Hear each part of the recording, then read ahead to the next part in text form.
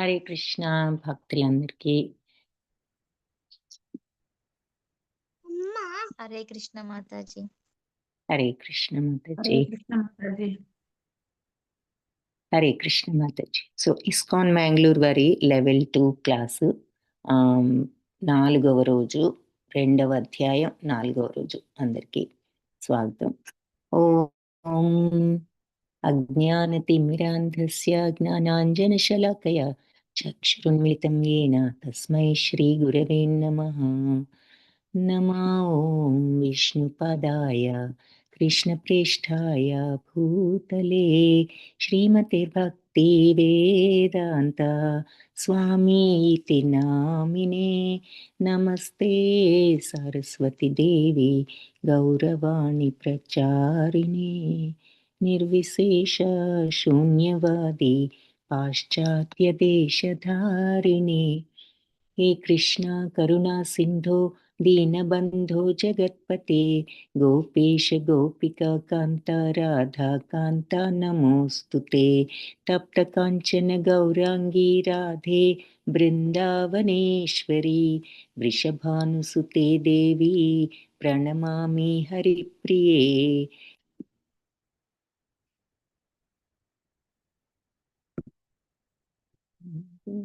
భగవత్ ప్రసాదో యశ ప్రసాదాత్ నగతి కుతోపి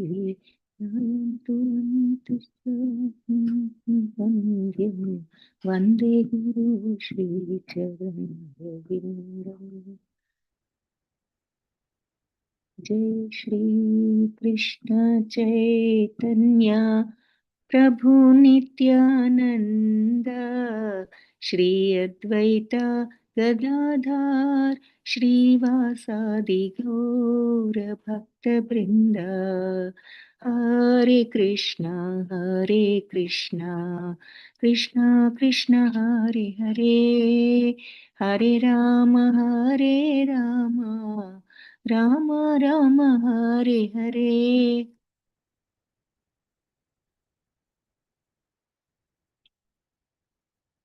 రిపీట్ చేయండి. హరే కృష్ణ కృష్ణ కృష్ణ హరే హరే హరే రామ రామ రామ హరే హరే హరే కృష్ణ కృష్ణ కృష్ణ హరే హరే హరే రామ రామ రామ హరే హరే. హరే కృష్ణ కృష్ణ కృష్ణ హరే హరే రామ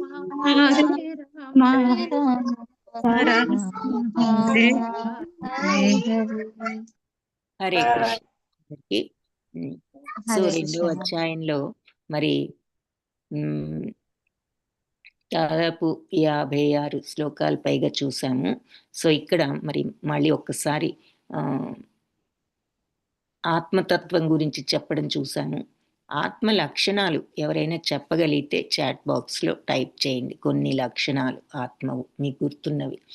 ఆ తర్వాత భగవంతుడు మరి ఇలాంటి విషమ పరిస్థితుల్లో నీకు ఇలాంటి బుద్ధి ఎలా కలిగింది, ఇప్పుడు యుద్ధం చేయనంట అంటున్నావు, తీరా అందరూ వచ్చి ఇలా యుద్ధానికి కొంత లక్షల మంది అక్కడ సమావేశం అయ్యారు యుద్ధానికి, ఇప్పుడు నువ్వు యుద్ధం చేయనని నీకు ఇలాంటి విషమ పరిస్థితుల్లో ఇలాంటి బుద్ధి కలిగింది, ఇది అనార్యజుష్టం అంటే అగౌరవకరం, అకీర్తికరం, అస్వర్గ్యం అని చెప్పి భగవంతుడు అనడం.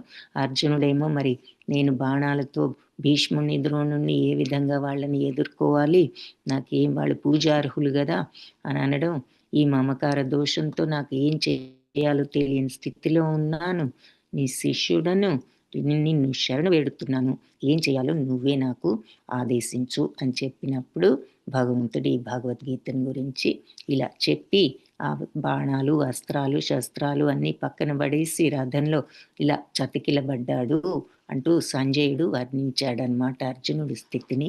అప్పుడు భగవంతుడు ఈ ఆత్మజ్ఞానాన్ని గురించి కొన్ని విషయాలు ఇక్కడ తప్ప ఇంకెక్కడ చూడం, ఈ సెకండ్ చాప్టర్లో తప్పితే, ఈ ఆత్మతత్వం లక్షణాలు అవి చెప్పిన తర్వాత మరి ఈ ఆత్మ అప్పుడు స్వధర్మం గురించి కూడా చెప్పారు తర్వాత.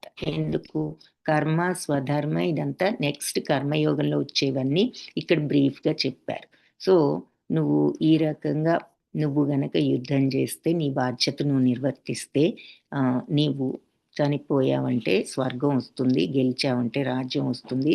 సో, నువ్వు వెళ్ళి నీ యుద్ధాన్ని నీ డ్యూటీ నువ్వు చేయకపోతే నీకు పాపమే వస్తుంది అని చెప్పారు. ఆ తర్వాత ఇదే బుద్ధి. అయితే ఎలా చేయాలి? నువ్వు గెలుపు గురించి, ఓటమి గురించి ఆలోచించకు. ఎళ్లి యుద్ధం కోసమే యుద్ధం చెయ్యి. నీ జాబ్ అది. అంతవరకే ఆలోచించు. తర్వాత వాళ్ళని నేను చంపుతాను, ఎలా చంపాలి, ఇవన్నీ నువ్వు పక్కన పెట్టు.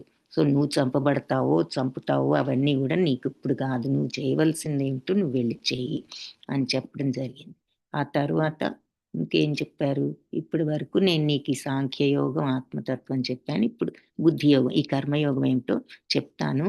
ఈ కర్మయోగం తెలియడంతో నీకు ఏమిటంటే నీకేం అర్థమవుతుంది అంటే, నువ్వు కర్మ బంధాల నుంచి విముక్తి పొందే మార్గం నీకు తెలుస్తుంది అని చెప్పారు. ఈ మార్గంలో నువ్వు ఇలా ఫలాపేక్ష లేకుండా మనం ఏం చేయగలం? ఏ పనైనా మనకి ఫలితం మీద కోరిక ఉంటుంది గదా!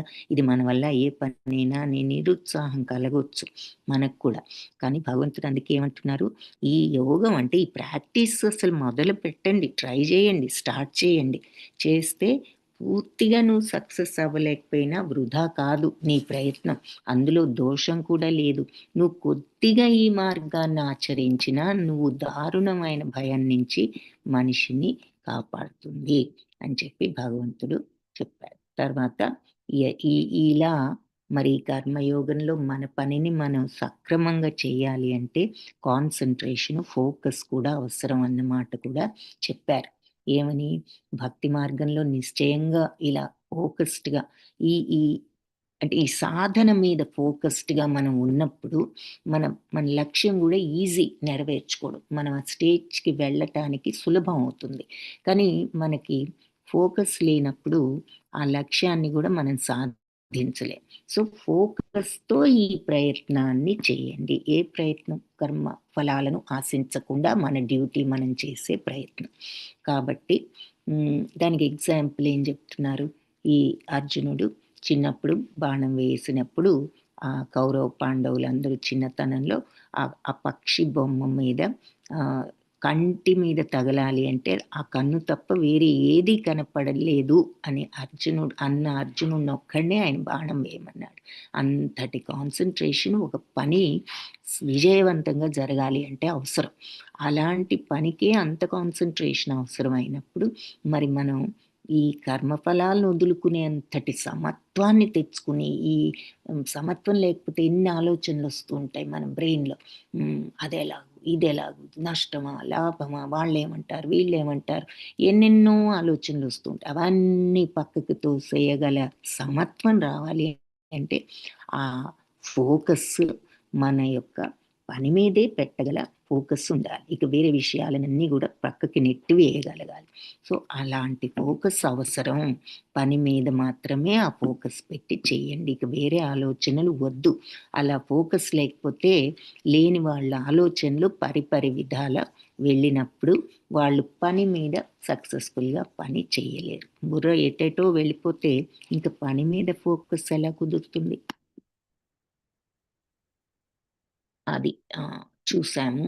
ఆ తర్వాత ఇంకా స్థితప్రజ్ఞుల లక్షణాలు గూడా మనం చూసాం కొంతవరకు. అప్పుడు అర్జునుడు అడిగాడు. ఈ లక్షణాలు కొన్ని చెప్పారు. ఈ సమత్వం.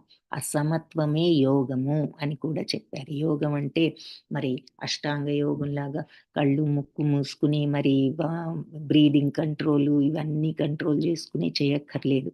మనం ఏ పనులు రెగ్యులర్ లైఫ్‌లో మన పనులు, మన బాధ్యతలు మనం చేసుకుంటూనే మనం సమత్వంతో ఉండగలిగినప్పుడు వాటి నుంచి ఏదొచ్చినా మనకు సమత్వంతో ఉండగలిగినప్పుడు ఆ సమత్వ స్థితియే యోగం అని చెప్పారు.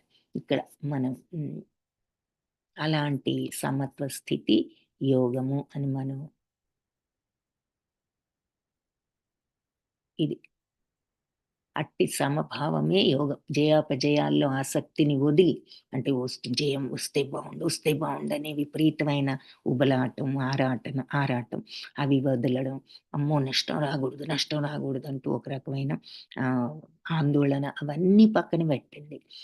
మీ సమబుద్ధితో నీ విద్యుక్త ధర్మాన్ని నువ్వు నిర్వహించు. అంటే నీ బాధ్యతను నువ్వు చెయ్యి. ముందు ఫోకస్ చేసి ఆ పని ఎలా చేయాలో ఆలోచించు. ఆ తర్వాత ఏమొస్తుందన్న ఆలోచనలన్నీ పక్కకు నెట్టు. నీ ధర్మాన్ని నువ్వు నిర్వహించు. అలాంటి సమభావమే యోగము. సో యోగం అంటే ఏదో అనుకుంటాం, ఆ సమత్వంతో ఉండడమే యోగం అంటున్నారు. అలాగే ఈ తప్పు పనులు, హీనకర్మలనన్నీ దూరం చేసి ఆ భావంతో భగవంతుణ్ణి శరణు వేడు. ఈ సమత్వ భావంతో తప్పు అంటే పనులన్నీ చేయమంటున్నారని చెడు పనులు చేయకు. తప్పు పనులన్నీ కూడా దూరం చేసుకో. నీవు చేయవలసిన సరైన డ్యూటీని భగవంతుణ్ణి శరణు వేడు చెయ్యి. ఈ సమత్వ భావంతో చేసి ఆ తర్వాత శరణు వేయటం అంటే ఏంటి? భగవంతుడు ఏది ఇచ్చినా మనం తీసుకోగలుగుతాం. భగవాన్ నువ్వు ఏది చేసినా నీకు తెలిసే చేస్తున్నావు. మాకు మనం అనుకుంటాం ఇదేమిటి ఇలా జరిగింది, అలా జరిగితే బాగుండేదని. భగవంతుడు తెలియదా ఏది ఎప్పుడు ఎలా జరిపించాలో? అందుకని ఆయన ఏది జరిపించినా, నువ్వేది జరిపించినా మేము దాన్ని స్వీకరిస్తామనే శరణాగత తత్వంతో ఉండు. కర్మఫలాలను అలా కాకుండా కర్మఫలాలు అనుభవించాలి, ఇది వస్తే అది చేద్దాం, అది వస్తే ఇది చేద్దాం అనే ఉబలాటం. వస్తే తీసుకోవద్దు అనడంలా, లాభం వస్తే తీసుకోవద్దు అనట్లా, తీసుకో. కానీ ఆ లాభం మీదే మనసు పెట్టి ఉబలాట పడుతూ అలా ఉండడం వద్దు అంటున్నారు. కాబట్టి ఆ కర్మఫలాలను అనుభవించాలి. వస్తే బాగుండు, ఇంత వస్తే బాగుండు, అంత వస్తే బాగుండు, అది చేయొచ్చు, ఇది చేయొచ్చు అనే ఆలోచనలు, అటువంటి కోరికలు పక్కన పెట్టు. నీకు వచ్చేది ఎలాగో వస్తుంది. కాబట్టి కర్మఫలాలు అనుభవించాలనుకునే వాళ్ళు లోభులు అంటున్నారు. ఇలాంటి యోగంలో నియుక్తులై అలా నియుక్తులు అవ్వగలిగితే ఈ జన్మలోనే శుభ అశుభ 2 ఫలితాల నుంచి విముక్తులవుతారు. నిన్న చెప్పుకున్నాం, అదేంటి శుభ ఫలితం నుంచి విముక్తులం అవ్వడం ఏంటి? శుభం వస్తే మంచిదే కదా అనే డౌట్ వస్తుంది కదా. అంటే ఇక్కడ ఏం చెప్పుకున్నాము? మోక్షం అంటే ఏ బంధం ఉండకూడదు. పుణ్యబంధం ఉండకూడదు, పాప బంధం ఉండకూడదు. పుణ్యబంధం ఉంటే ఏ పుణ్యలోకాలకు వెళ్తాం నిజమే, కానీ ఆ పుణ్యం కరిగిపోయినాక మళ్ళీ తిరిగి భూలోకంలోకి వస్తాం. కాబట్టి ఏ పాప బంధం ఉంటే సరే క్రింది లోకాలకు వెళ్తాం. అది పుణ్యము పాపము ఏ బంధము లేని స్థితిలో ఇకప్పుడు జనన మరణ చక్రం నుంచి విముక్తి వస్తుంది. ఎందుకంటే అతను మళ్ళీ అనుభవించడానికి అక్కడ పుణ్యము లేదు, పాపము లేదు. సో ఎక్కడా పుట్టక్కర్లేదు, తిరిగి మళ్ళీ భగవంతుడి దగ్గరికి వెళ్ళడమే. సో అందుకని ఈ సమత్వంతో ఉన్నవాడు ఈ జన్మలోనే శుభం అశుభం ఏ ఫలితాలు ఉండవు కాబట్టి ముక్తుడవుతాడు. కాబట్టి ఈ కర్మ యోగంలో నేర్పరి అయినటువంటి అలాంటి యోగం కోసం ప్రయత్నించు, నీకు అదే ముక్తిని ఇస్తుంది అంటున్నారు. ఆ సమత్వాన్ని ప్రయత్నించు, నీ డ్యూటీ నువ్వు చేస్తూనే అలా చెప్పారు. సో ఇట్లాగే భక్తులు, మహర్షులు వీళ్ళంతా కూడా కర్మ ఫలితాల నుంచి విముక్తులయ్యి వాళ్ళు ముక్తిని తెచ్చుకున్నారు. జనన మరణ చక్రం నుంచి బయటపడి దుఃఖం లేని స్థితిని పొందారు. దుఃఖం లేని స్థితి ఎప్పుడు వస్తుంది? ఆ భగవంతుడి దగ్గరికి వెళ్ళినప్పుడు, ఈ భౌతిక ప్రపంచం నుంచి జనన మరణ చక్రం నుంచి బయటపడ్డప్పుడు. కాబట్టి ఎప్పుడైతే నీ బుద్ధి ఈ దట్టమైన మోహారణ్యాన్ని దాటుతుందో అప్పుడు నువ్వు ఏదైనా వినబోయే దాని పట్ల అయినా నీకు ఏ ఇంట్రెస్ట్ ఉండదు. అంటే ఈ భౌతిక ప్రపంచపు విషయాల పట్ల నీకు విరక్తి, ఇంట్రెస్ట్ అనేది ఉండదు. ఎప్పుడు నీ మనసు ఈ వేదాల మధుర వాక్కులు ఉంటాయి కదా వేదాల్లో, ఈ పని చేస్తే నీకు స్వర్గ ప్రాప్తి, ఈ పని చేస్తే నీకు ఉన్నత జన్మ అని, అవన్నీ చూసి మనం అసలు వేదాల యొక్క ప్రయోజనం ఏం చెప్పారు? భగవంతుడిని చేరుకోవడం. దానికి ఎగ్జాంపుల్ ఏం చెప్పారు? అది వదిలేసి మనం ఇలా ఉన్నత జన్మ వస్తుందనో, స్వర్గప్రాప్తి వస్తుందనో, ఈ చిన్న చిన్న వాళ్ళు చెప్పిన యజ్ఞాలు అవి చేస్తూ ఉంటే అసలైన స్వర్గప్రాప్తిని వదిలేసి అది ఎలా ఉంటుంది అంటే, పెద్దను ఈ దగ్గరికి వెళ్ళినప్పుడు మనకి ఎన్నో పెద్ద పెద్ద లాభాలు వస్తాయి. అది వదిలేసి నూతిలో ఉన్నటువంటి లాభాలను మాత్రమే పొందితే ఎంత తెలివి తక్కువగా ఉంటుందో అలా ఉంటుంది అని చెప్పి మనం ఎగ్జాంపుల్ కూడా చూసాం. కాబట్టి ఆ వేదాల్లో ఈ మధుర వాక్కులు వీళ్ళు అది ఇది వస్తుంది, అలోక ప్రాప్తి, ఈలోక ప్రాప్తి అన్న విషయాలన్నిటికీ నువ్వు ప్రలోభపడకుండా ఆత్మానుభూతి తెచ్చుకునే పద్ధతి ఉన్నది కాబట్టి యోగాల్లో నువ్వు ఆ పద్ధతి వెళ్ళి నీకు దివ్య చైతన్యాన్ని తెచ్చుకో. అంటే దివ్య చైతన్యం అంటే ఆత్మ యొక్క చైతన్యం, సచ్చిత్తానంద తత్వం. అది నువ్వు తెలుసుకోవడానికి ప్రయత్నించు అంటున్నారు. ఇక అప్పుడు అర్జునుడు ఇలాంటి వీళ్ళు ఇలా ఆత్మతత్వాన్ని తెలుసుకున్న వాళ్ళను స్థితప్రజ్ఞులు అంటారు. ఈ స్థితప్రజ్ఞుల లక్షణాలు ఎలా ఉంటాయి, వాళ్ళు ఎలా నడుస్తారు, ఎలా మాట్లాడతారు, ఎలా కూర్చుంటారు, ఎలా ప్రవర్తిస్తారని చెప్పి అర్జునుడు అడగడం జరిగింది. అప్పుడు మనం భగవంతుడి యొక్క ఆన్సర్ ఇప్పుడు చూద్దాం. సో ఇప్పటి వరకు ఇంట్రడక్షన్ సరిపోయింది. చాట్లో ఎవ్వరు ఆన్సర్స్ ఏమైనా మరి పెట్టారు ఆత్మ గురించి? ఆత్మ వచ్చినాయి కొన్ని ఆన్సర్స్ చూద్దాము. శోభారాణి మాతాజీ, ఆత్మకు చావు లేదు, అగ్ని దహించలేదు, నీరు తడపలేదు. Okay, very good. గాలి కూడా ఆరబెట్టలేదు, అది కూడా చెప్పారు. పాత శరీరాన్ని వదిలి కొత్త శరీరాన్ని చేరుకుంటుంది, వెరీ గుడ్, కరెక్ట్. ఇవన్నీ ఇంకా కొన్ని పాయింట్స్ ఉన్నాయి. సత్య మాతాజీ, ఆత్మ మన వెంట్రుక చివరిలో 10,000వ వంతు, వెరీ గుడ్, కరెక్ట్. దాని సైజు. ఆత్మ నాశనం లేనిది, వెరీ గుడ్. ఆత్మ అనేది ద్వంద్వాలకు అతీతం, అది అసలు ద్వంద్వాతీత స్థితి కోర్సు. ఆత్మ యొక్క లక్షణాలు. కిరణ్ ప్రభుజీ, ఆత్మకు జన్మ గాని మృత్యు గాని లేదు, వెరీ గుడ్. అజో నిత్య, అజ అంటే పుట్టుక లేనిది, మృత్యు లేనిది, నిత్యమైనది. అజో నిత్య శాశ్వతోయం పురాణం. అజ పుట్టుక లేనిది, నిత్యమైనది, శాశ్వతమైనది, పురాతనమైనది, దేహం చంపబడ్డ ఆత్మ చంపదు, very very good, good point అది. చందు ప్రభుజీ, శాశ్వతమైనది, okay, very good, correct. Haimavathi మాతాజీ, ఆత్మ వెంట్రుక చివరి 10,000వ వంతు, అది పంచభూతాలకు అతీతం, శాశ్వతమైనది, ఓకే. ఉమాదేవి మాతాజీ, ఆత్మ అనంతం, ఆత్మ ఏ మార్పులకు లోబడదు, ఆత్మ శరీరానికి అతీతం, శరీరం కాదు మనం ఆత్మ, వెరీ గుడ్. హరే కృష్ణ. అందరికీ ధన్యవాదాలు పార్టిసిపేట్ చేసినందుకు, very good, thank you. So మరి ఈ స్థిత ప్రజ్ఞులు, ఇలా సమత్వంతో ఉన్న వాళ్ళు ఎలాంటి రిజల్ట్ వచ్చినా సమత్వంతో ఉండగల ఈ స్థిత ప్రజ్ఞులు వాళ్ళు ఎలా ఉంటారు, ఎలా ప్రవర్తిస్తారు, ఎలా మాట్లాడతారు అని అడిగాడు కదా. భగవంతుడు ఏం చెప్తున్నారు? శ్రీ భగవానువాచ ప్రజహాతి యదా కామాన్ సర్వాన్ పార్థాన్ మనోగతాన్ ఆత్మన్యేవ ఆత్మనా తుష్టః స్థిత ప్రజ్ఞస్తదోచ్యతే. భగవంతుడు అంటున్నారు, పార్థ, మనిషి ఎప్పుడు కూడా మానసిక కల్పితాలైన కోరికలను వదిలిపెడతాడో. మానసిక కల్పితాలంటే మనం మనసు కల్పించిన కోరికలు అంటున్నారు, అంటే కదా మనసుతో మనం ఇది కావాలి అని దాని గురించి ఆలోచిస్తేనే అసలు కోరిక కలుగుతుంది.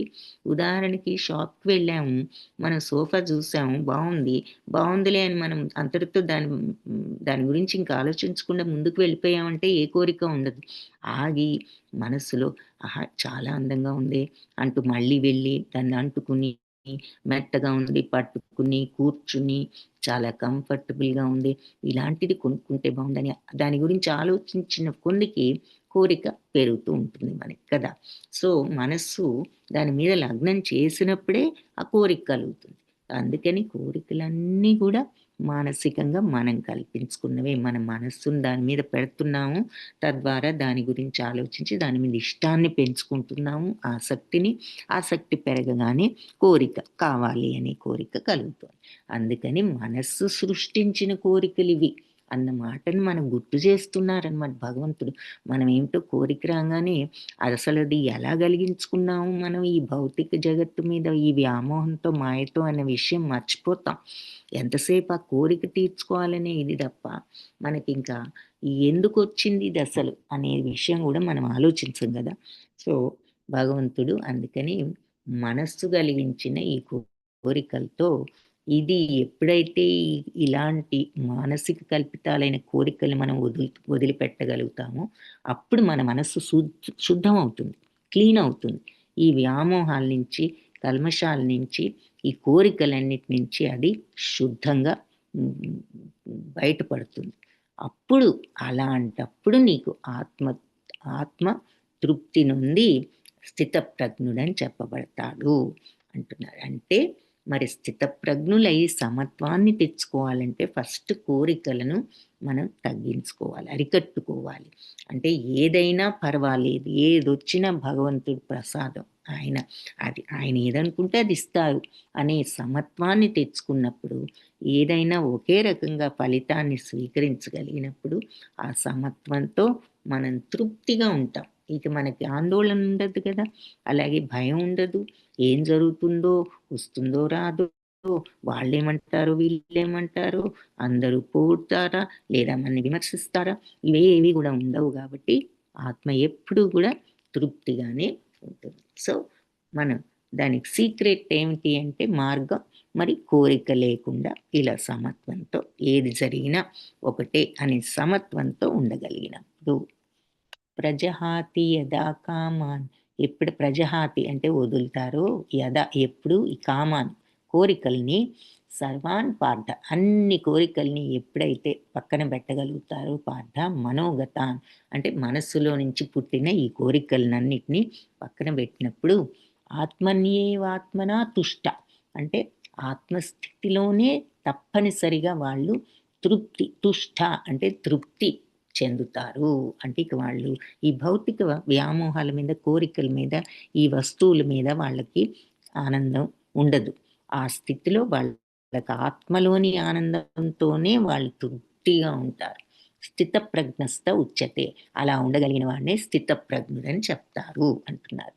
సో మనస్సు కలిగించిన ఈ కోరికలన్నిటి నుంచి బయటపడి ఆ విధంగా మనస్సు శుద్ధితో ఆత్మతత్వంలోనే తృప్తి పొందేవాడిని స్థితప్రజ్ఞుడు అని అనవచ్చు.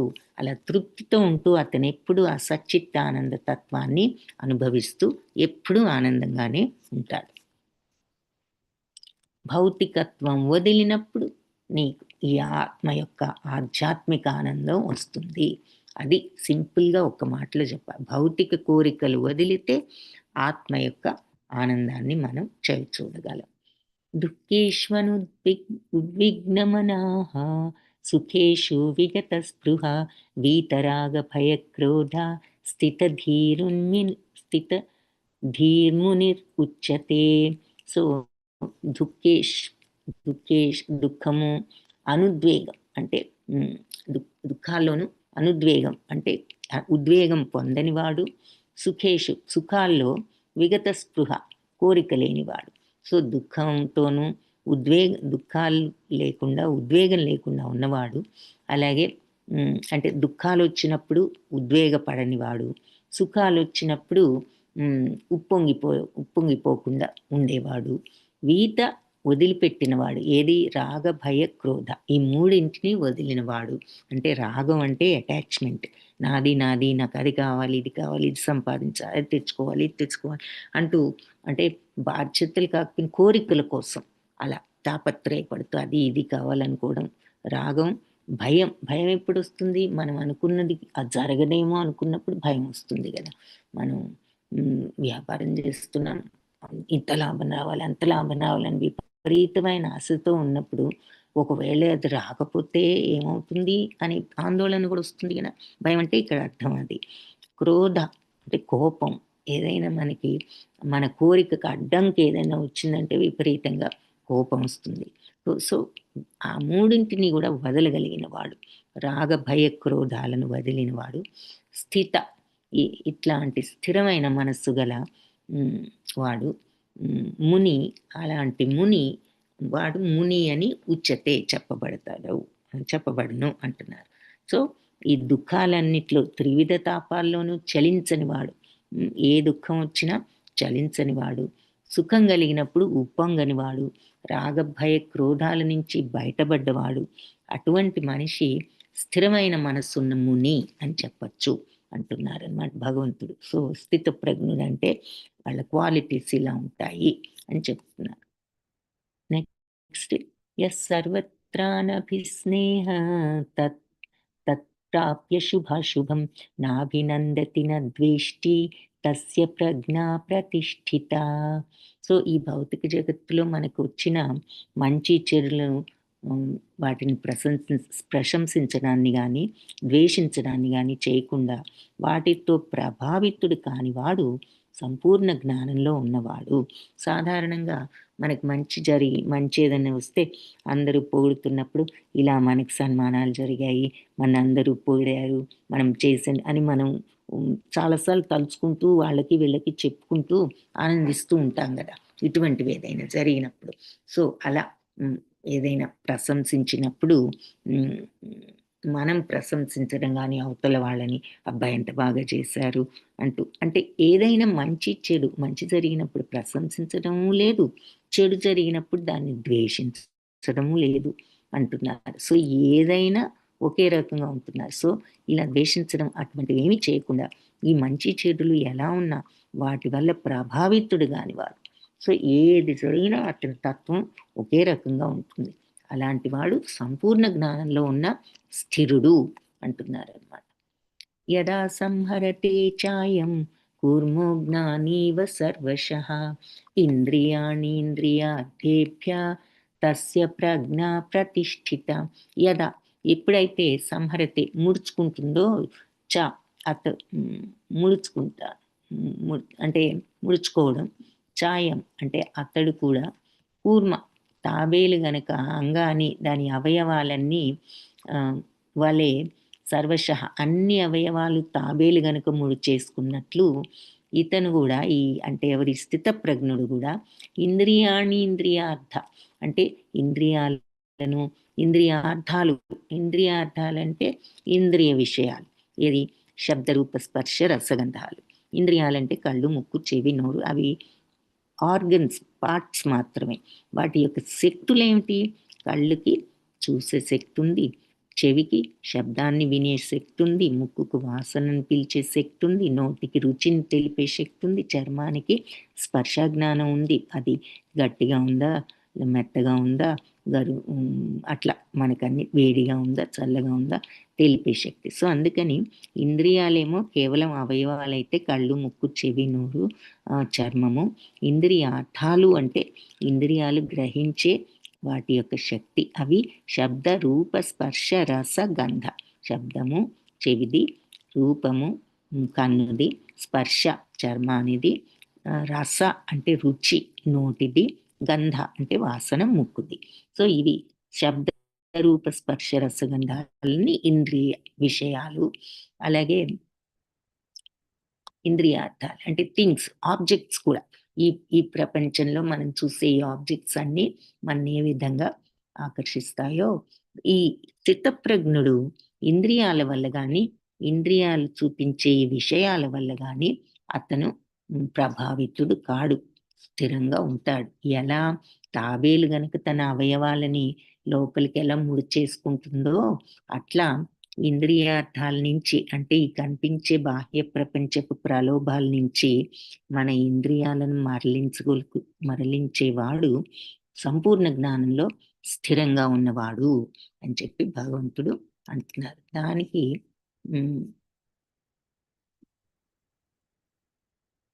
అది ఇప్పుడు తాబేలు ఇలా ఒక్కొక్కసారి అన్ని అవయవాల చిప్పలోకి తీసుకుని వెళ్ళిపోతుంది. దానికి అవసరమైనప్పుడే ఆ కాళ్ళు చేతులు బయటకు తీసుకొచ్చి నడుస్తుంది, లేదంటే అన్ని లోపలికి వెళ్ళిపోతుంది. సో తాబేలు గనక ఈ అవయవాలన్నిటినీ తన చిప్పలోకి ఎలా ముచ్చేసుకుంటుందో అలాగే అన్ని విషయ సుఖాల నుంచి ఇంద్రియాలను మళ్లించిన వాళ్ళు స్థితప్రజ్ఞులు అని చెప్పి చెప్తున్నారు.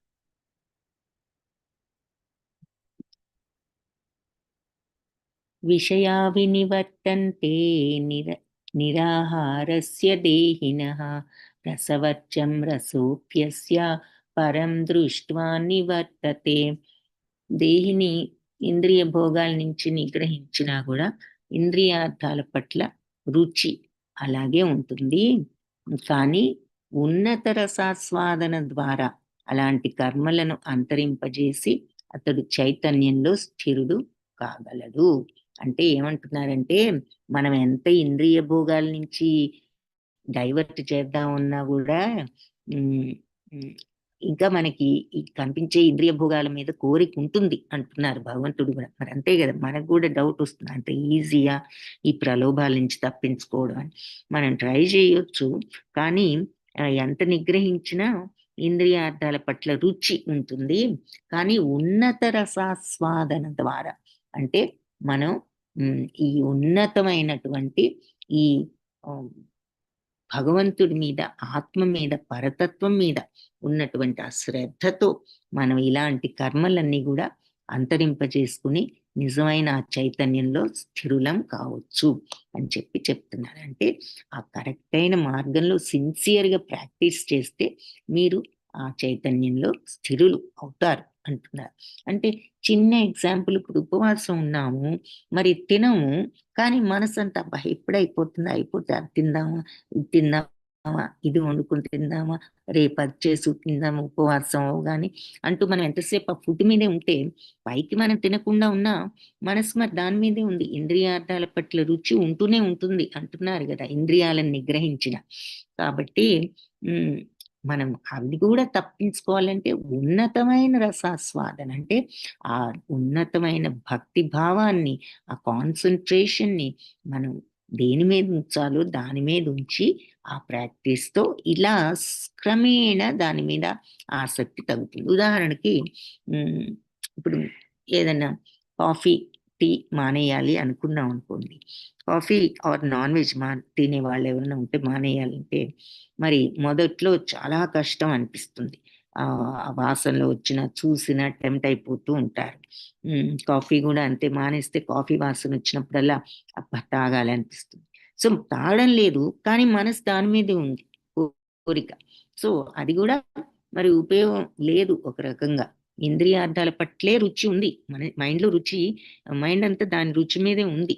కాబట్టి ఎప్పుడు క్రమేణా మనం ఆ సాధనలో ఉంటూ ఉంటూ మనం ఇది ఆధ్యాత్మిక మార్గంలో ఉన్నప్పుడు ఏదైనా ఒకటే అంటూ ఆ ఇంట్రెస్ట్ తగ్గించుకుంటూ వచ్చినప్పుడు క్రమేణా మనకి ఆ వాసన వచ్చినా కూడా మనం ఇంకా అంతగా టెంప్ట్ అవ్వని స్టేజ్ వస్తుంది. అందుకని అత్యున్నత రసాస్వాదన, ఆ అత్యున్నతమైన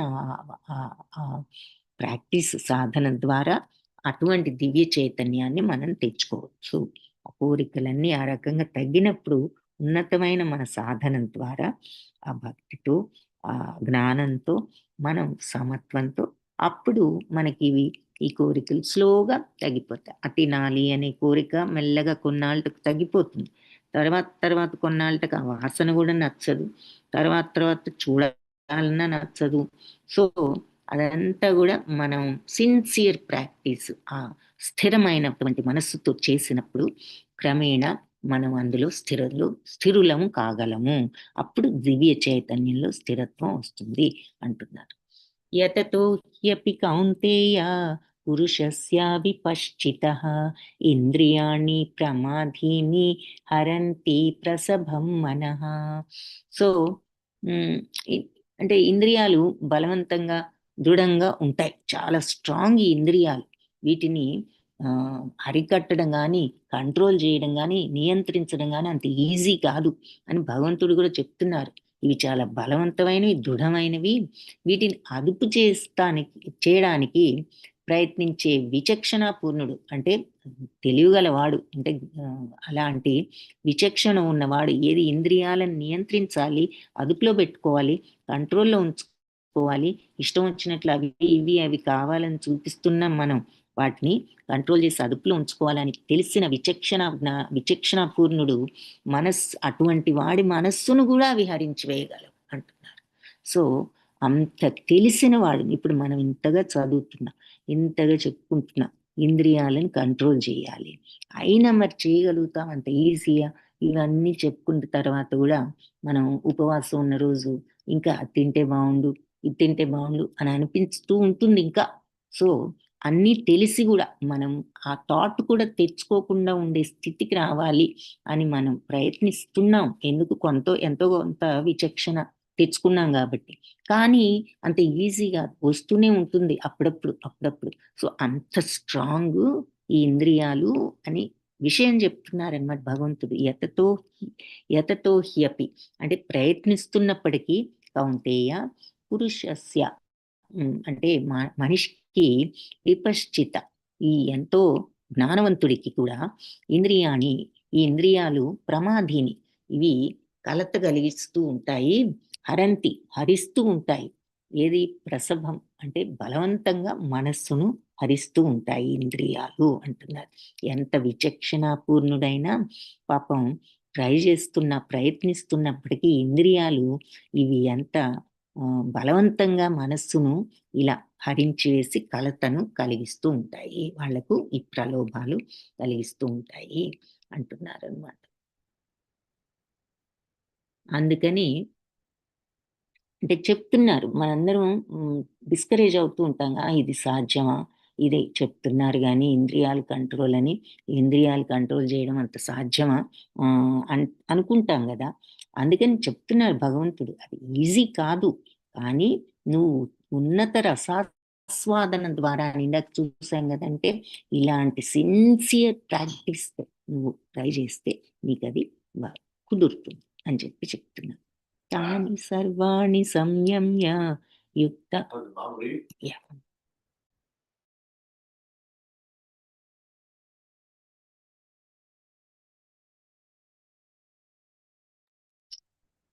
తాని సర్వాణి సంయమ్య యుక్త ఆసీత మత్పరః వశే హి యస్యేంద్రియాణి తస్య ప్రజ్ఞా ప్రతిష్ఠిత.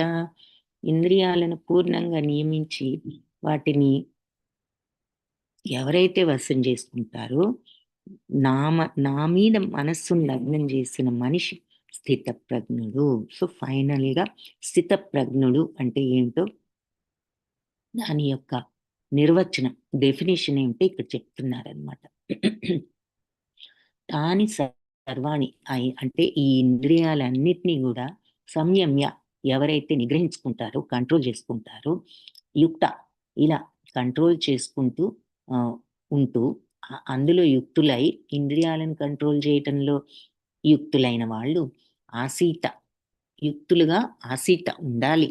మత్పరః నా పట్ల సంబంధంతో, అంటే మనస్సును నా మీద పెట్టి వశం చేసుకుని, నిశ్చయంగా యస్య ఎవరినైతే ఇంద్రియాలు తస్య అతని యొక్క ప్రజ్ఞ ప్రతిష్ఠిత, అతని యొక్క ప్రజ్ఞ బుద్ధి స్థిరంగా ఉంటుంది.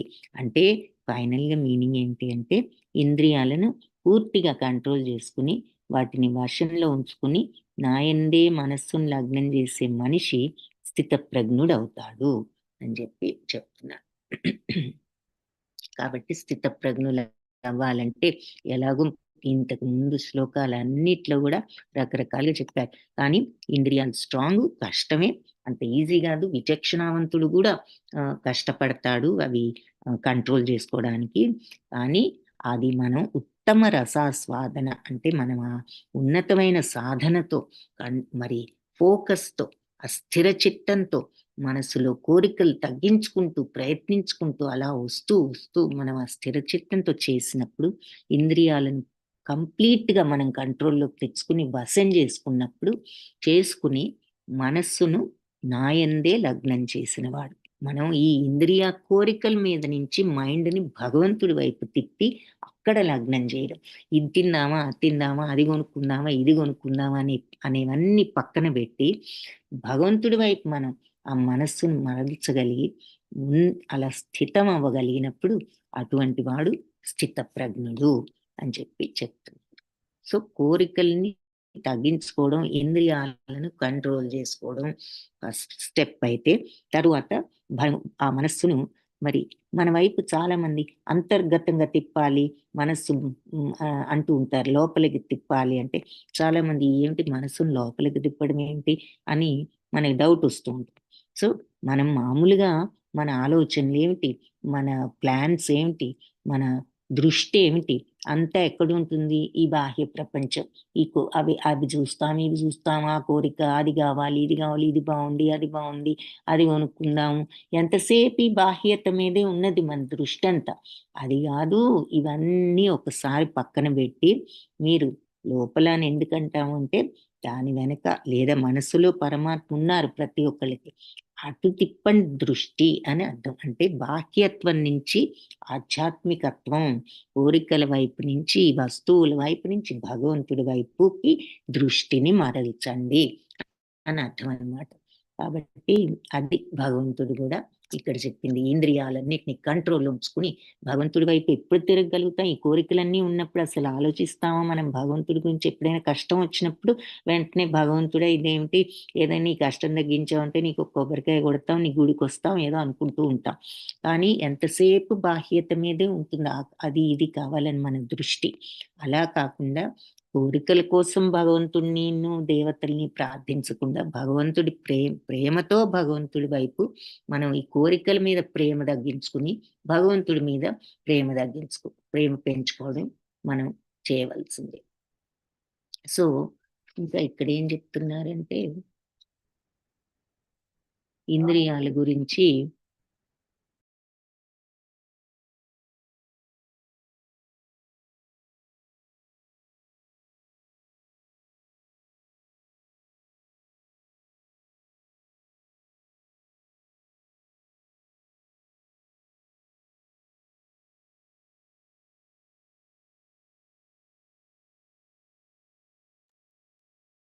ధ్యాయతే విషయాన్ పుంసః సంగస్తేషూపజాయతే సంగాత్ సంజాయతే కామః కామాత్ క్రోధోభిజాయతే.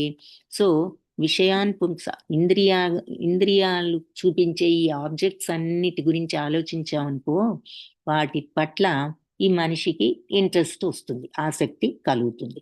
ఆసక్తి కలిగితే ఏమవుతుంది? కామం, కోరిక పెరుగుతుంది. కోరిక పెరిగితే ఏమవుతుంది? కోపం పెరుగుతుంది కదా. మరి మనం కోరిక తీర్చుకోలేనప్పుడు ఏమవుతుంది? చిరాకు వస్తుంది, కోపం వస్తుంది.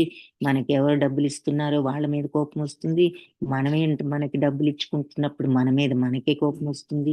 ఇంత చిన్న కోరిక కూడా తీర్చుకోలేకుండా ఉన్నామేంటి అని ఈ రకంగా భగవంతుడు చాలా క్లియర్గా ఇక్కడ చెప్తారు. ధ్యాయతో విషయాన్ అంటే ధ్యానించితే దేన్ని? విషయాన్ అంటే ఇంద్రియార్థాలు, బయట కనిపించే వస్తువులన్నిటి గురించి మనం ధ్యానించడం అంటే ఆలోచిస్తూ ఉంటే పుంస మనిషికి సంగస్థ అంటే నీకు ఆసక్తి కలుగుతుంది.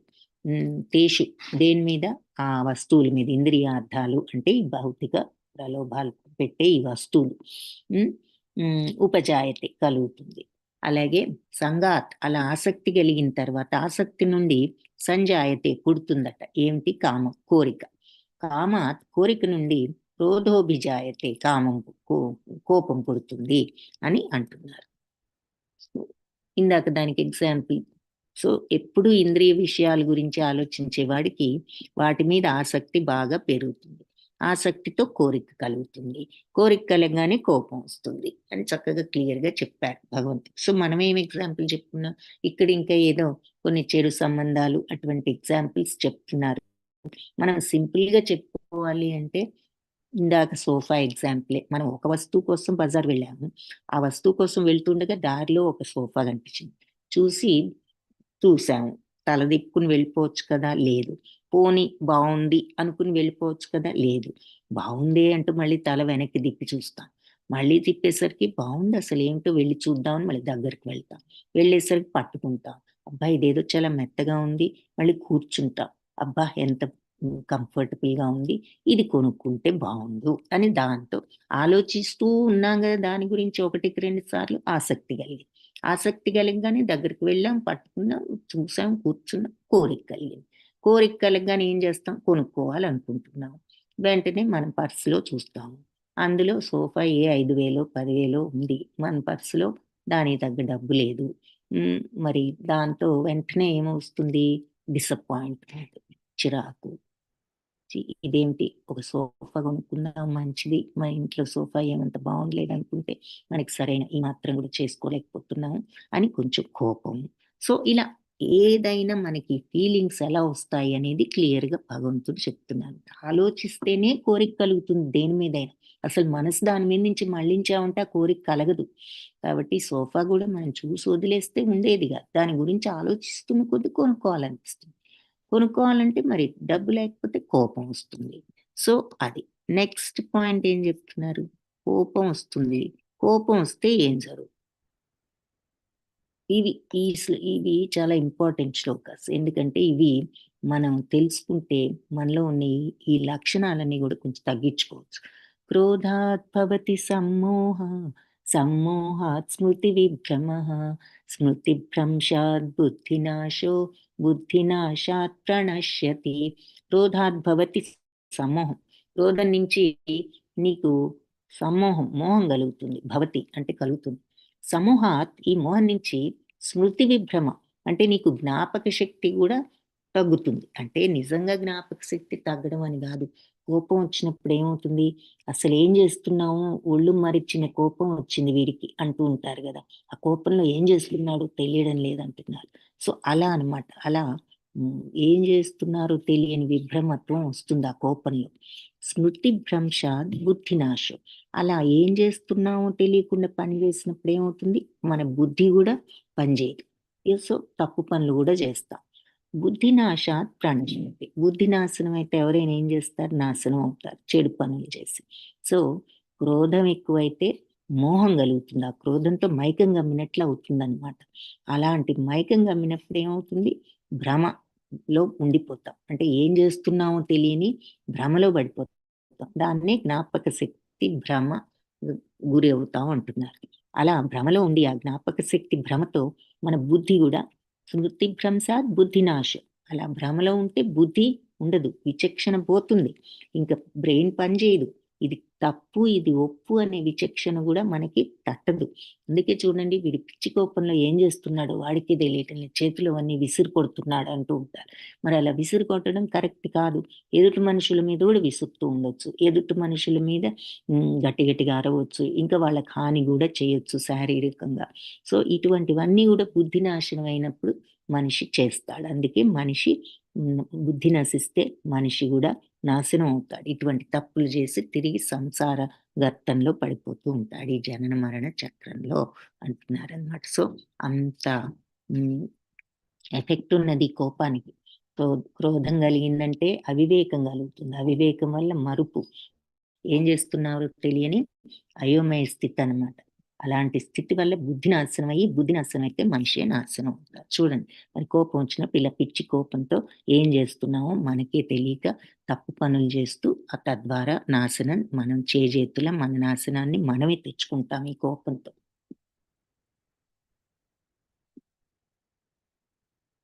తరువాత రాగద్వేష విముక్తైస్తు విషయాన్ ఇంద్రియైశ్చరన్ ఆత్మవశ్యైర్విధేయాత్మ ప్రసాదం అధిగచ్చతి.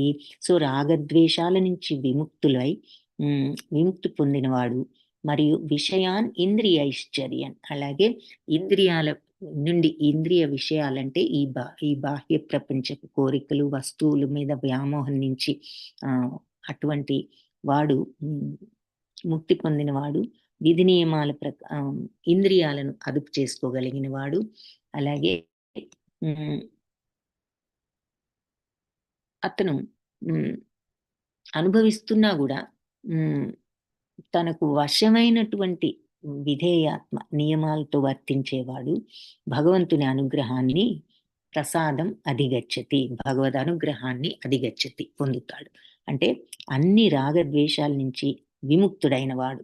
నాకు ఇది ఇష్టము అది అయిష్టము అలా అనుకోకుండా ఏదైనా సమత్వంతో ఉండడమే రాగద్వేషాలు వదులుకుంటే వచ్చే స్థితి సమత్వం.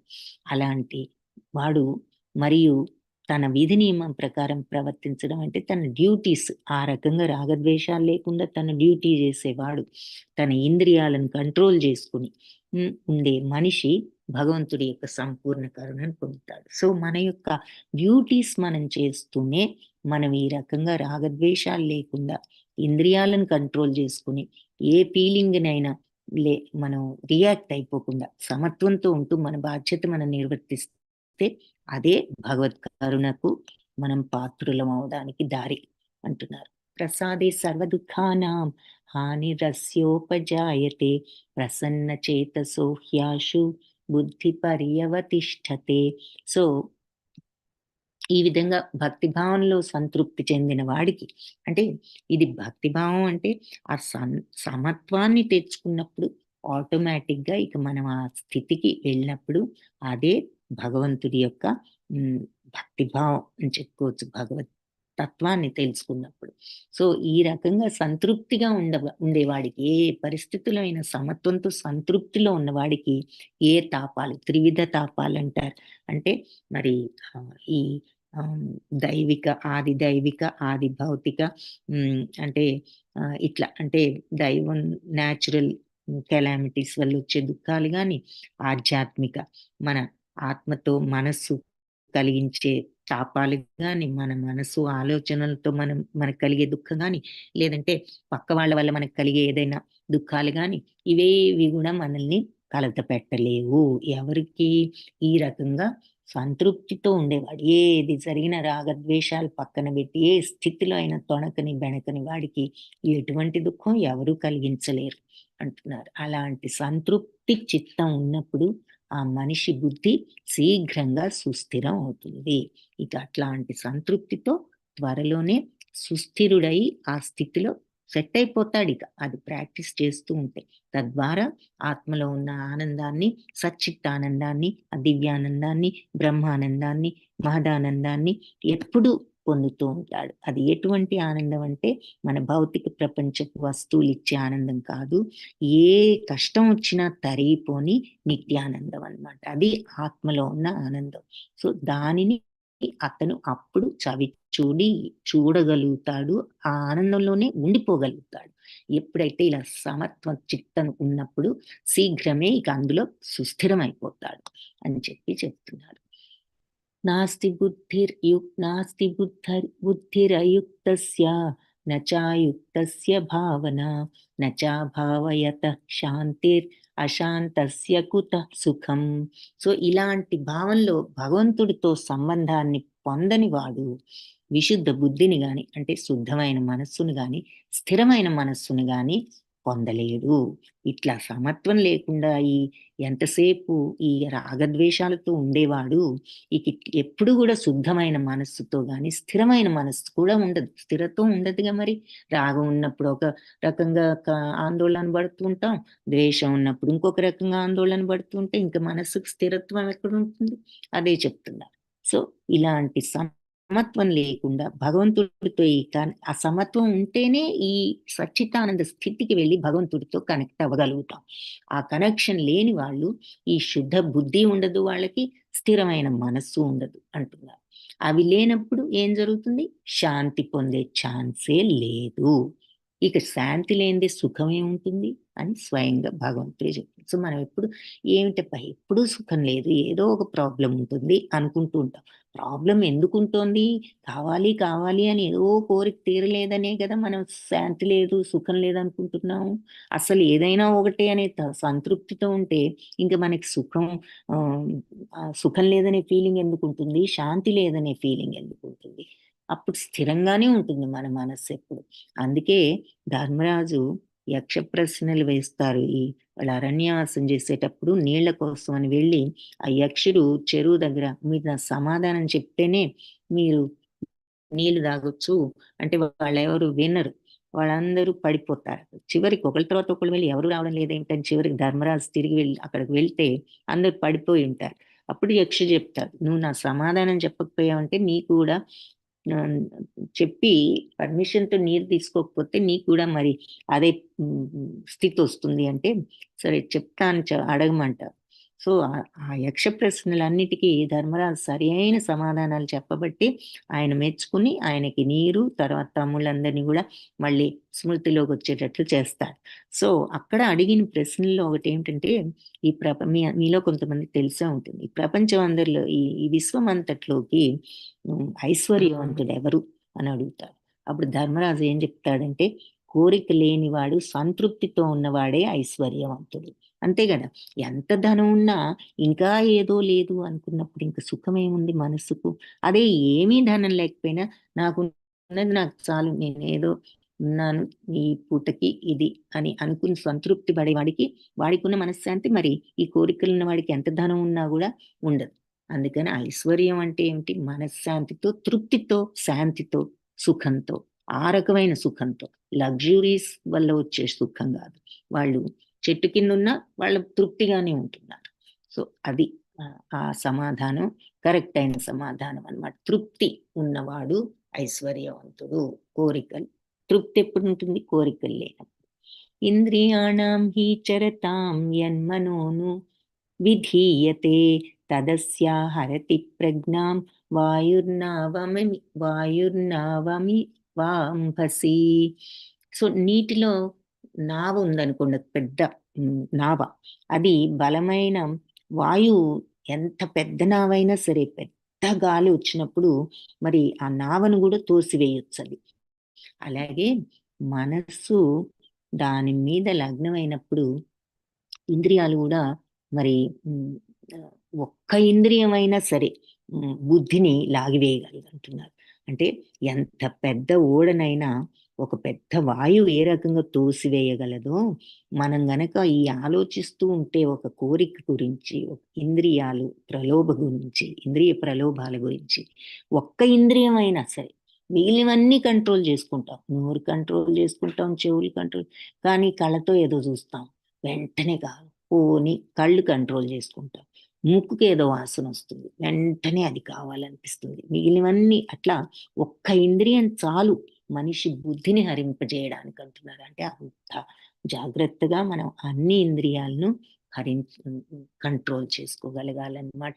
సో వీటన్నిటికీ అంత స్ట్రాంగ్ ఇన్ఫ్లుయెన్స్ ఉంది అని భగవంతుడు కూడా చెప్తున్నారు. అందుకని తస్మాద్యస్య మహాబాహో నిగృహీతాని సర్వశః ఇంద్రియాణీంద్రియార్థేభ్య తస్య ప్రజ్ఞా ప్రతిష్ఠిత. కాబట్టి యస్య ఎవరైతే మహాబాహులు నర్చున నిగృహీతాని సర్వశ అన్నిటినీ నిగ్రహించుకుంటాడు. అంటే 1-2 ఇంద్రియాలు నిగ్రహించుకున్నాను కదా, ఇక చాలు, ఏమి తినడం లేదు కదా ఈ పూట, నేను ఇంద్రియాలు నిగ్రహించుకున్నాను అనుకోవడం కాదు. అన్ని ఇంద్రియాల నుంచి నిగ్రహాన్ని పొందినవాడు ఇంద్రియాణీంద్రియార్థేభ్యస్త, అంటే ఇంద్రియాల నుండి, ఇంద్రియాలు చూపించే ఈ వస్తువులు, ఈ ఆబ్జెక్ట్స్, ఈ ప్రలోభాల నుండి తస్య ఎవరైతే మరల్చుకోగలుగుతారో బుద్ధిని మరల్చుకోగలుగుతారో వాళ్ళ బుద్ధి ప్రతిష్ఠిత, స్థిరమైనది. కాబట్టి మహాబాహువులను అర్జున, ఎవరు ఇంద్రియాలని వాటి యొక్క ఇంద్రియార్థాల నుంచి నిగ్రహించగలుగుతారో అతడు నిశ్చయంగా స్థిత ప్రజ్ఞుడని చెప్తారు. సో స్థిత ప్రజ్ఞుడు అంటే ఏంటంటే ఇంద్రియాలు చూపించే ప్రలోభాల నుంచి బయట కంట్రోల్ చేసి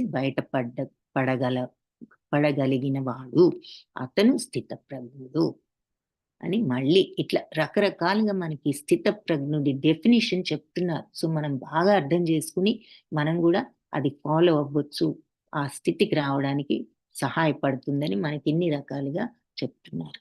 యా నిశా సర్వభూతానాం తస్యాం జాగర్తి సంయమి యస్యాం జాగృతి భూతాని సా నిశా పశ్యతో మునే. సో అందరికీ ఏది రాత్రో అదే ఆత్మ నిగ్రహం ఉన్నవాడికి మేలుకొనే సమయం.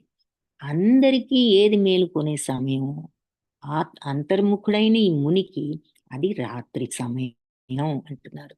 యా నిశ ఏది రాత్రో, సర్వభూతానం అన్ని జీవరాశులకు ఏది రాత్రో, తస్యాం దానిలో జాగర్తి సంయమి, ఇతను మేల్కొని ఉంటాడు ఆ సమయంలో. ఎవరు సంయమి అంటే ఇలా సమత్వంతో ఉన్నవాడు, ఆత్మనిగ్రహంతో ఉన్నవాడు. యస్యాం దేనియందు జాగృతి భూతాని, ఈ భూతాలంటే జీవరాశులన్నీ ఎప్పుడు జాగృతి మెలకుగా ఉంటాయో సా అలాంటి నిశ అది రాత్రి అన్నమాట. ఎవరు పశ్యతో మునే, అది రాత్రిగా కనిపిస్తుంది ఈ మునికి అంటున్నారు. అంటే అంతర్ముఖుడైన ముని అందరూ మేలుకునే సమయం అతనికి రాత్రిలాగా ఉంటుంది. కాబట్టి అందరికీ ఏది రాత్రో ఈ ఆత్మనిగ్రహం ఉన్నవాడికి అది మేలుకునే సమయం, అందరూ మేలుకునే సమయం ఇతనికి రాత్రి సమయం అంటున్నారు. అంటే దాని అర్థం ఏమిటి? తెలివిగల వాళ్ళలో 2 రకాల వాళ్ళు ఉన్నారు. అందులో ఒకళ్ళేమో ఇంద్రియ ప్రీతి కోసం కష్టపడి వాళ్ళు తెలివంతా చూపించి భౌతిక కోరికలు తీర్చుకుంటూ ఉంటారు. ఇంకా కొందరు ఇంద్రియ కోరికలు పక్కన పెట్టి ఆత్మనిగ్రహంతో ఆత్మలో ఉన్న ఆనందాని కోసం పాటుపడుతూ ఉంటారు, అది తెచ్చుకోవడానికి. సో ఇక్కడ అర్థం ఏమిటి అంటే ఈ తెలివిగల ముని మనుషులకు ఈ ఈ భౌతిక కోరికలు తీర్చుకునే వాళ్ళ విషయం వాళ్ళకి రాత్రి లాంటివి. అంటే వాళ్ళకి తెలియవు, వాళ్ళకి కనిపించవు. ఈ భౌతిక కోరికలు వాళ్ళ యొక్క దృష్టిలో ఉండవు. అలాగే ఈ ఆత్మానుభవం లేని వాళ్ళు ఉంటారు కదా, భౌతికత్వం మీద వాంఛలతో ఉన్నవాళ్ళు. వాళ్ళు మరి వాళ్ళకి రాత్రి అయింది అంటే వాళ్ళకి ఈ ఆధ్యాత్మిక విషయంలో వాళ్ళకి జీరో నాలెడ్జ్. వాళ్ళ ఆధ్యాత్మికతను చూడలేరు. అందుకని వాళ్ళకి ఆధ్యాత్మిక తత్వం అంటే రాత్రి లాంటిది అనమాట. వీళ్ళు ఆ రాత్రి ఆ ఆధ్యాత్మిక తత్వం వీళ్ళకు పగల్లాంటిది. అంటే వీళ్ళకి తెలిసింది అది. భౌతికత్వం తెలిసిందేమో వాళ్ళు ఆ అంటే వాళ్ళకి అది పగలని వాళ్ళు అనుకుంటే, అది తెలియకుండా భౌతికత్వం తెలియనిది ఈ స్థిత ప్రజ్ఞుడికి. అలాగే ఆధ్యాత్మిక తత్వం వాళ్ళకు, భౌతికత్వం ఉన్న వాళ్ళకు రాత్రి లాంటిది. వాళ్ళకేమి తెలియదు. కానీ ఆధ్యాత్మిక తత్వం ఇతనికి పగలన్నమాట. అందుకని దీని అర్థం అది. సో అందరికీ ఏది రాత్రో వీళ్ళకి అది పగలు. అంటే అందరికీ తెలియని ఆధ్యాత్మికత్వం వీళ్ళకి తెలుసు. వాళ్ళకున్న భౌతికత్వం వీళ్ళకు తెలియదు. అది వాళ్ళకి రాత్రి అని చెప్తుంది. అపూర్వమానం అచల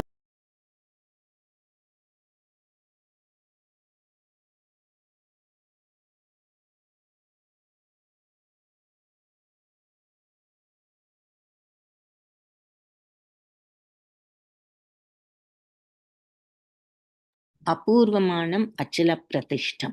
అంటే సముద్రమాప ప్రవిశంతి తద్వత్ కామాయం ప్రవిశంతి సర్వే సశాంతిమాప్నోతి న కామకామ. సో అపూర్వమానం అంటే ఎప్పుడు పూరించేది, అంటే ఎప్పుడు నిండుతూ ఉంటుంది. అచల ప్రతిష్టం అంటే స్థిరంగా ఉండేది. సముద్రమాప సముద్రం, ప్రవిశంతి అంటే ఎలా ప్రవేశిస్తాయో. అంటే ఫస్ట్ తాత్పర్యం చూద్దాం, మీనింగ్ చూడొచ్చు. ఎప్పుడు నిండిపోతూ ఉన్నా కూడా నిశ్చలంగా ఉంటుంది సముద్రం. దేంతో నిండిపోతూ ఉంటుంది? అన్ని వైపుల నుంచి అన్ని నదులు వచ్చి సముద్రంలో కలిసిపోతూ ఉంటాయి కదా. అయినా కూడా అన్ని వైపుల నుంచి ఇన్ని నీళ్లు వస్తూ కలిసిపోతూ ఉన్నా నిశ్చలంగా ఉంటుంది సముద్రం. అలా ప్రవహిస్తూనే ఉంటుంది. అలాగే ఎన్ని కోరికలు అన్ని వైపుల నుంచి కమ్ముతున్నా వస్తున్నా ఈ కోరికల ప్రవాహంతో కలత చెందని వాడే శాంతిని పొందగలడు. ఒకవేళ అవి ఇవి ఇంద్రియాలు ఏదైనా అది చూపించిన ఈ ప్రలోభాలేమి కూడా అతన్ని ప్రలోభ పెట్టడం లేదు. అతనికి దానివల్ల ఏ కలత కలగడం లేదు. అలాంటి వాడే శాంతిని పొందుతాడు. కోరికలు తీర్చుకోవాలని ప్రయత్నించే వాడికి అలాంటి శాంతి ఎప్పుడు కూడా దొరకదు అంటున్నారనమాట. సో అది ఇక్కడ చెప్తున్నారు చూడండి. అపూర్వమానం అచలా ప్రతిష్టం సముద్రమాప ప్రవిశంతి తద్వత్ కామాయం ప్రవిశంతి సర్వే సశాంతిమాప్నోతి న కామకామి. సో ఎప్పుడు నిండుతూ ఉన్నా కూడా చలించకుండా ఉన్న సముద్రంలో నదీ జలాలన్నీ కూడా ఎలా ప్రవేశిస్తూ ఉంటాయో, అలాగే ఎవరిలో ఈ కామాలన్నీ కూడా లీనమైపోయి అణిపోతూ ఉంటాయో వాడు శాంతిని పొందుతాడు. భౌతిక సుఖాలకు బానిసైన వాడికి మోక్షం లేదు అంటున్నారు అన్నమాట. సో ఇక్కడ అన్ని కోరికలు వచ్చిన ఇలాంటి వాళ్ళు మరి ఏ కోరికలోనూ వాళ్ళు ప్రలోభపడరు కాబట్టి వాళ్ళు ఎప్పుడు మనశ్శాంతితోనే ఉంటారు. సో ఆల్మోస్ట్ లాస్ట్ శ్లోకాస్ లోకి వచ్చేసాం. విహాయ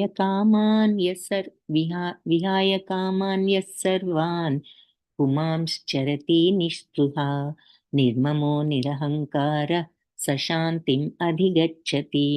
ఇంద్రియ భోగానుభవ కోరికలన్నిటినీ కూడా త్యజించి నిష్కాముడిగా ఉంటూ, మమకారము అంటే రాగద్వేషాలు లేకుండా, రాగద్వేషాలు మమకారాలంటే అటాచ్మెంట్స్, మిథ్యా అహంకారాలు ఎవరైతే వదిలిపెడతారో వాళ్ళు మాత్రమే నిజమైన శాంతిని పొందగలరు.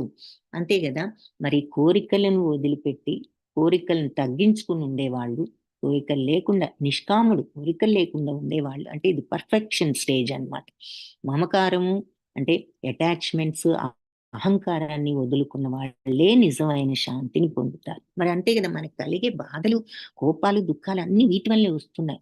ఎందుకంటే సగం దుఃఖము కోరిక వల్ల. కోరిక తీరినప్పుడు దుఃఖము, తర్వాత కోపము, తర్వాత అటాచ్‌మెంట్ నాది, నాది అంటూ దాంతో కోరికలు, అలాగే అహంకారంతో కోపము, నేనే కరెక్ట్ అనుకుంటాము, నేనే గొప్ప అనుకుంటాము. మరి ఈగో ఉంటుంది. దాంతో వాళ్ళు నన్ను గౌరవించలేదు, నన్ను ఇది చేయలేదు, నన్ను కూర్చోమనలేదు, నన్ను నుంచోమనలేదు, నన్ను పిలవలేదు. ఇటువంటివన్నీ అహంకారం అన్నమాట. ఇవన్నీ పట్టించుకోకుండా వదిలిపెట్టిన వాళ్ళు, అటాచ్‌మెంట్స్, కోరికలు ఉన్నవాళ్ళు అవి వాటి నుంచి బయటపడగల వాళ్ళే నిజమైన శాంతిని పొందగలరు. ఏషా బ్రాహ్మీ స్థితిః పార్థ నైనాం ప్రాప్య విముహ్యతి స్థిత్వా స్యాం అంతకాలేపి బ్రహ్మ నిర్వాణమృచ్చతి. సో ఏషా ఇది బ్రాహ్మీ స్థితి. ఇలా ఉన్న వాళ్ళ స్థితి ఎలాంటిదంటే ఇది ఆధ్యాత్మిక స్థితి. ఏది కోరికలు లేకుండా, మరి అహంకారం లేకుండా, అటాచ్మెంట్ లేకుండా ఉన్న వాళ్ళది బ్రాహ్మీ స్థితి, ఆధ్యాత్మిక స్థితి అంటే అది. పార్థ నైనా దీనిని ప్రాప్య పొందిన తర్వాత విముఖ్యతి, ఇక వాళ్ళు ఏ మాత్రం కలత అనేది ఉండదు. ఈ స్థితికి వచ్చిన వాడికి ఏ కలత ఉండదు. స్థిత్వ స్థిత ఈ స్థిమితంగా ఉంటూ అంతకాలేపి, అంటే ఈ స్థితిలో వాళ్ళు స్థితులైపోయి సెట్ అయిపోయి ఇక ఆ స్థితికి వెళ్ళి ఇక అందులోనే ఉంటూ అంతకాలేపి చివరిలో కూడా వాళ్ళు చివరిలో బ్రహ్మ నిర్వాణం అంటే భగవంతుడి యొక్క ఆ ఆ ఆ ప్రపంచానికి రుచ్చతి పొందుతారు, భగవత్ సామ్రాజ్యాన్ని పొందుతారు. అంటే భగవంతుడి దగ్గరికి వెళ్తారు, జనన మరణ చక్రం నుంచి విముక్తులవుతారు. కాబట్టి ఇదే ఆధ్యాత్మిక దివ్యమైన స్థితి. దీనిని పొందిన తర్వాత ఇక ఏ మోహాన్ని కూడా మనిషి పొందడిక. ఒకసారి ఈ స్థితిలోకి వెళ్ళిన వాడు మళ్ళీ మోహానికి గురికాడు. మరణ సమయంలో కూడా ఇదే స్థితిలో ఉంటూ వాళ్ళు భగవద్ రాజ్యాన్ని పొందగలుగుతారు అని చెప్పి లాస్ట్ శ్లోక ఇదన్నమాట. సో ఇది గీతా సారం అనబడే ద్వితీయ అధ్యాయం భగవద్గీతలో. వాంఛాకల్పతరుభ్యశ్చ కృపా సింధుభ్య ఏవ చ పతితానాం పావనేభ్యో వైష్ణవేభ్యో నమో నమః.